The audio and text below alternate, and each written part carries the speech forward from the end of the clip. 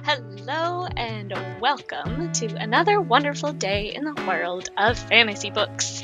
Today I am going to walk us through 5 different books that cover different themes, characteristics, and subgenres within the fantasy genre. First up, we have Legendborn by Tracy Deonn. Legendborn is an Arthurian-influenced fantasy story with diverse ancestral magic.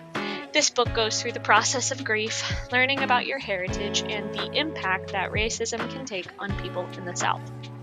For fans of realistic fantasy, Legendborn takes us on Bree, our main character's journey, to find out what happened to her mother and learning that the Knights of the Round Table are waking up after centuries of sleep and preparing for war. Through Bree, we meet her countless new friends as she is a 16-year-old early college student at UNC Chapel Hill.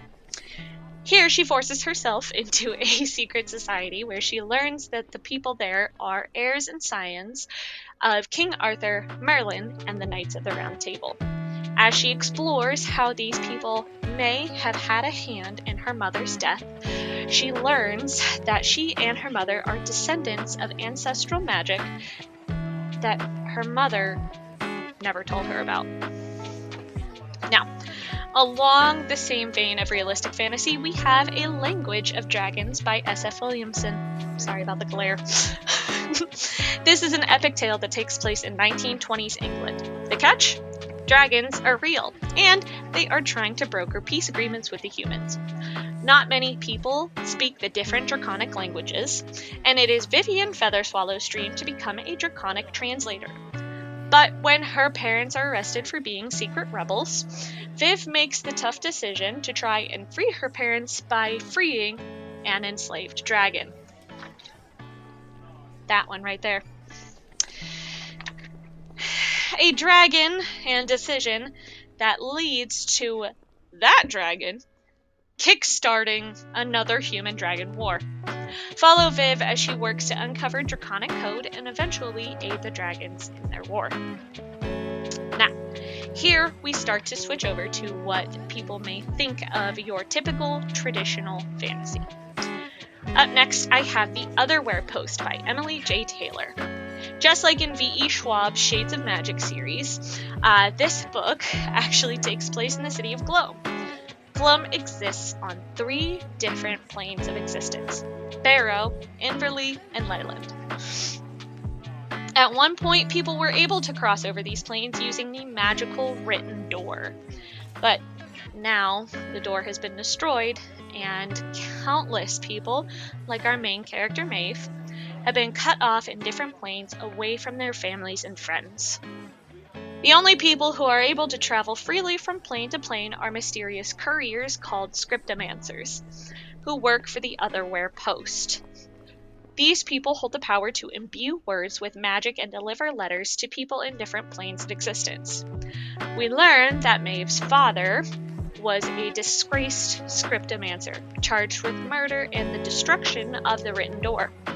Travel with Maeve through her journey of working for the Otherwhere Post in their magical academy and attempting to prove her father's innocence.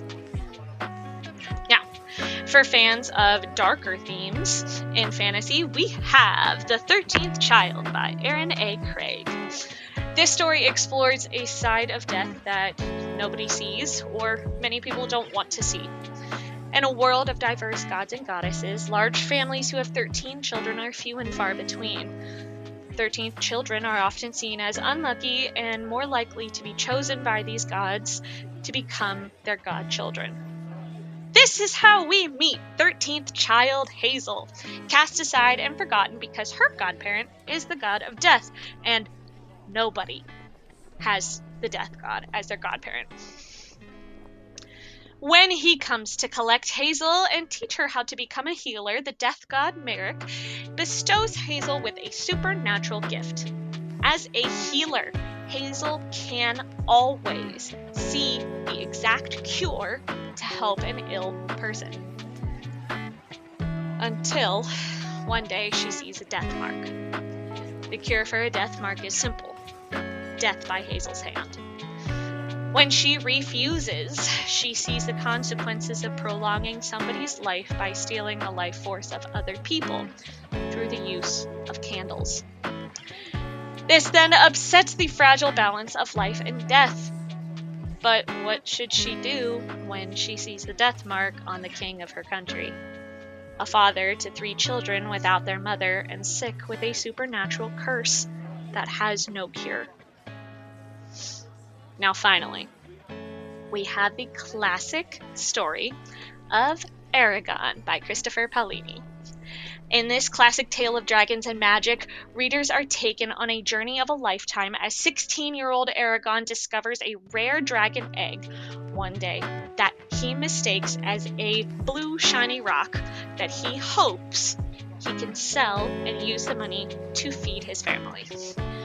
When nobody will buy or trade for the egg, Aragon takes it home where it hatches into a blue baby dragon named Saphira. Aragon bonds with his new dragon and hides her away as she grows, becoming her sole caregiver. As evil forces make themselves known in his village, Aragon, Saphira, and the village storyteller Brom escape and travel across the country to keep themselves safe as Aragon learns more about dragons and magic. As Aragon learns more about the world, elves, dwarves, dragons, shifters, he gains a larger target on his back for the Urgles, the sentient creatures built for destruction by the evil king Galbatorix.